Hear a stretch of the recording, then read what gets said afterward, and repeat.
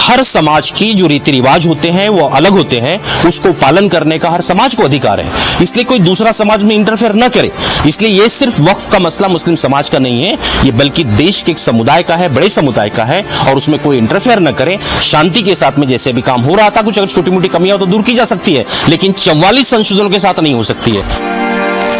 ये बड़े मसले हैं, सरकार का विजन बहुत अलग है, आरएसएस की जो पॉलिसी है वो उसको लागू करना चाहते हैं, मुस्लिम समाज की आइडेंटिटी को, पहचान को खत्म करने का प्रयास है, क्योंकि आरएसएस बार बार यही कहता है कि आपकी नमाज, आपकी पूजा पद्धति आपके घर तक है, उसके बाहर आपकी रीति रिवाज, आपके संस्कार, आपका रहन सहन सब कुछ एक जैसा होना चाहिए। ये उसी मिशन का एक पार्ट है।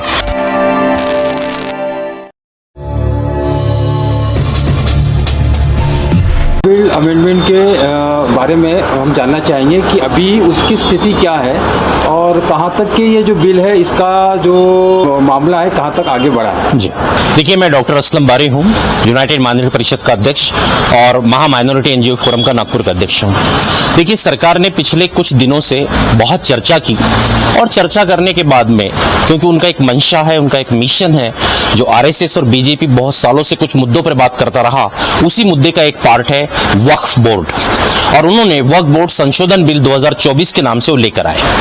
उसका गहन अभ्यास करने की जरूरत है कि आखिर ये बिल क्यों लाया गया है।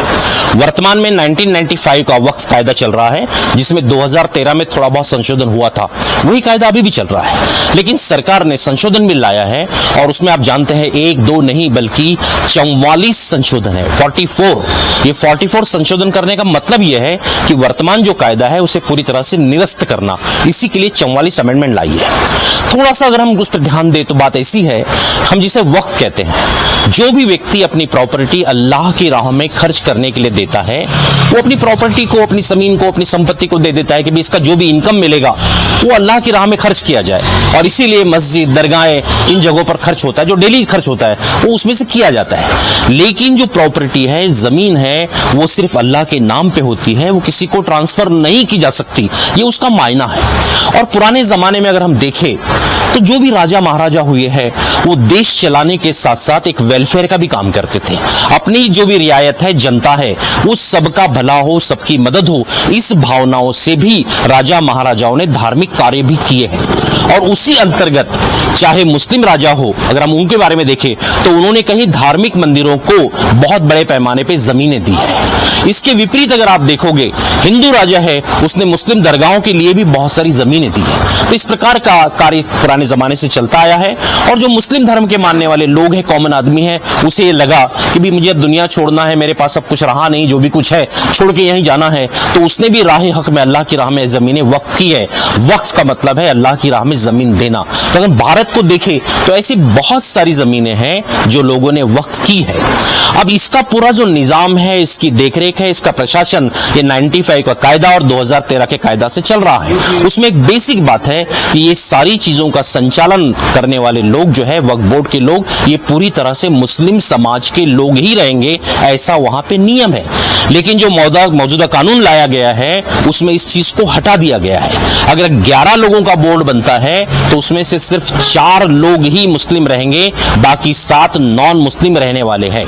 और जिस आदमी को, जिस नॉन मुस्लिम आदमी को ये समाज क्या है, कैसे रहता है, इसके रीति रिवाज क्या है, ये मालूम नहीं है, वो आदमी किस प्रकार का संचालन करने वाला है। उससे भी खतरनाक बात यह है, सरकार के दिमाग में ये बात आई है कि ये वक्फ के पास जो जमीनें हैं, ये जमीनों में कुछ लोगों ने अतिक्रमण कर लिया है। सरकार ये चाहती है कि कुछ जमीनों को सरकार के जो लोग हैं उनको दे दिया जाए, वो जब्त करना चाहती है।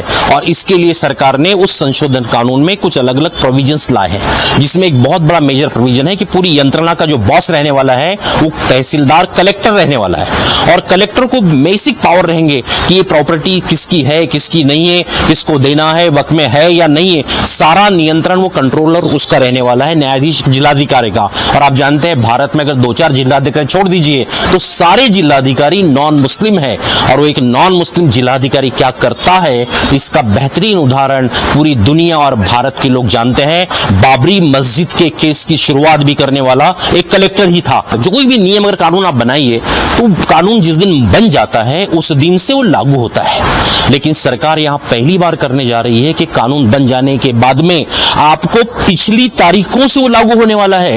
ये पूछा जाने वाला है कि 200 साल पहले, 400 साल पहले, 500 साल पहले जो जमीन आपके पास में है वो आपको किस आदमी ने दी, ये प्रूव करना पड़ेगा। अब बताइए 500-700 साल पहले का कागज अगर आपके पास में नहीं है तो जैसे अभी यूपी में हो रहा है, बोलेंगे अतिक्रमण है, सरकार वो चीज को जब्त कर लेंगी। ये उसके पीछे की मंशा है, उसको जब्त करना है। अभी मौजूदा कानून के अंदर में क्लियर पॉइंट है, क्योंकि पुराना जमाना था, लोगों के पास कागज पत्र नहीं थे, मालूमात नहीं थी, चल रहा है, किसी का कब्रिस्तान चल रहा है, किसी की दरगाह चल रही है।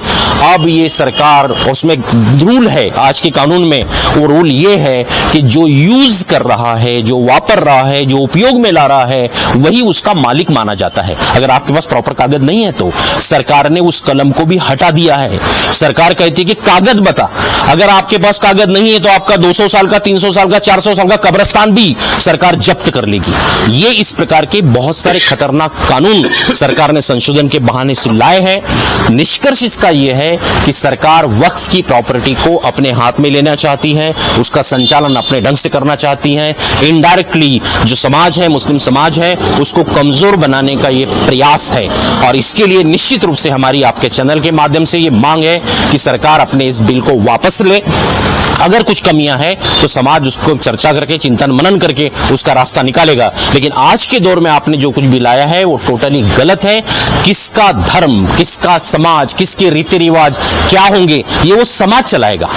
मुस्लिम समाज ने कैसे रहना, कैसे खाना, कैसे व्यवहार करना, कैसे धार्मिक विधियों को निभाना, ये नॉन मुस्लिम आदमी नहीं बोल सकता है। ठीक उसी प्रकार से एक मुस्लिम भी किसी सनातनी को ये नहीं कह सकता कि तू ऐसी पूजा पद्धति कर, इस ढंग से कर, उस ढंग से कर। हम किसी सिख को ये नहीं कह सकते कि तेरी विधि इस प्रकार से रहे।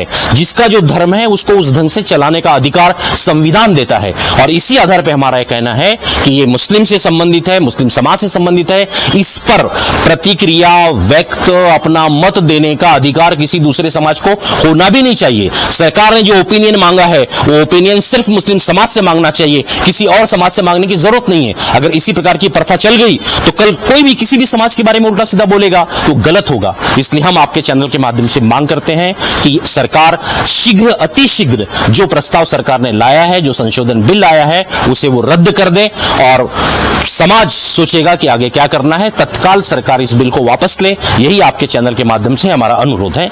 एक सवाल मेरा यह है कि मुस्लिमों के रहनुमा बन के बड़े पदों पर आसीन जो लोग हैं जी, वो इस बिल के फेवर में है जी। वो कह रहे हैं कि ये मुसलमान इसमें को इनको पता नहीं चल रहा है, या उनके जो लीडर है वो उनको बहका रहे हैं। देखिए सरकार ऐसा है, सरकार का काम जो है आज के दौर में वो डिवाइड एंड रूल का काम है।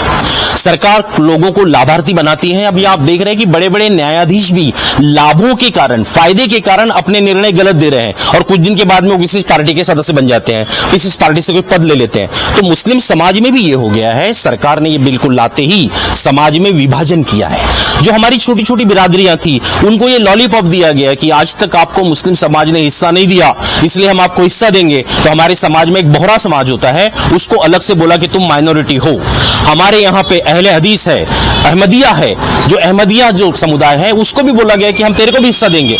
इस तरह से लोगों को तोड़ने का काम किया जा रहा है। कुछ लोगों को शासन प्रशासन का लॉलीपॉप दिया जा रहा है, आप हमारे हक में बात करो, हमारे हित में बात करो, आपको ऐसा ऐसा हम पद देंगे। उन लोगों को कुछ भी इसकी मालूमात नहीं है, वो सिर्फ अपने आका के, अपने नेता की हाँ में हाँ मिलाने के लिए ये प्रचार काम कर रहे हैं।